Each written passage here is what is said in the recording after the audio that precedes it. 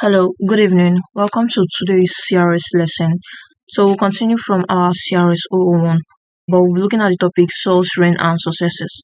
In our previous lesson, we learned about how Saul was anointed king of Israel. So today we'll be looking at the reign of Saul, basically his successes and achievements.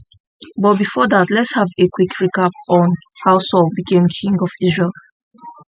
Before his anointing, Saul journeyed to meet Samuel while he was searching for his father's lost donkeys. So Saul and his servant traveled to the city of Ramah seeking the prophet Samuel's guidance, as he was known for his ability to provide direction and insight. So when Saul met Samuel, the prophet revealed to Saul that God had chosen him to be the king of Israel.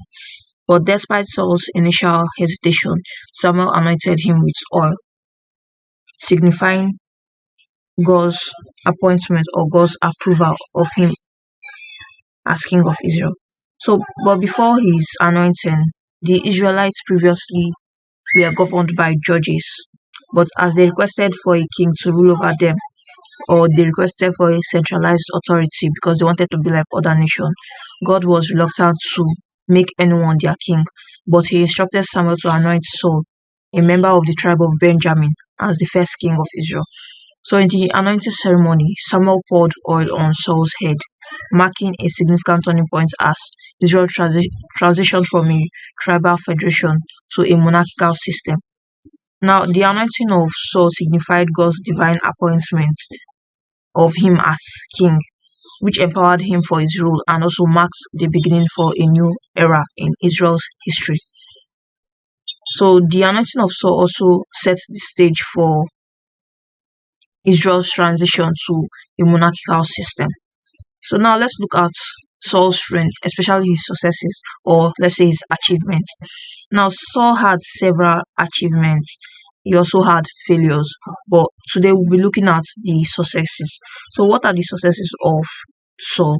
One success of Saul was that he was notable for delivering Jabesh Gilead. That is, Saul rescued the city of Jabesh Gilead from the Ammonites, showcasing his military leadership and ability to rally the Israelites. And this can be found, or this evidence can be found in the book of 1 Samuel 11.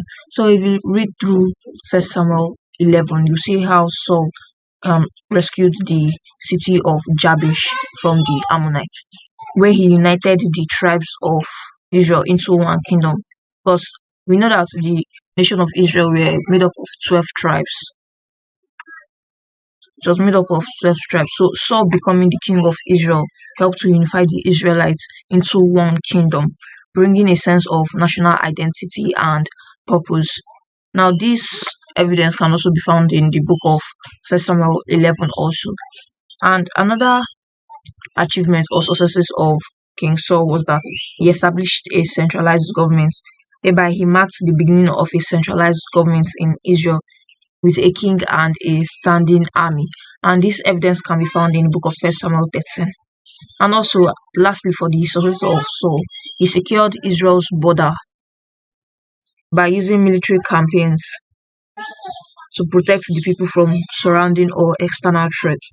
And this evidence can be found in the book of 1 Samuel 14. So in order to highlight the successes of Saul as the king of Israel, we have 1, he delivered Jabesh Gilead from the Ammonites. 2, he defeated the Philistines.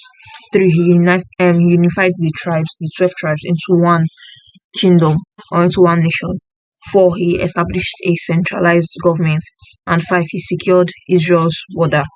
Now, these successes of King Saul demonstrated his potential as a leader and his ability to rally the Israelites. Also, he had some failures. As king of Israel. But before we move on to the failures of King Saul, let's look at the positive traits and impacts of King Saul. We have 1 on your screen there. It has courage and initiative, where Saul showed his bold leadership in times of crisis. He always take the right step in times of crisis. And the second one is mobilized against threats.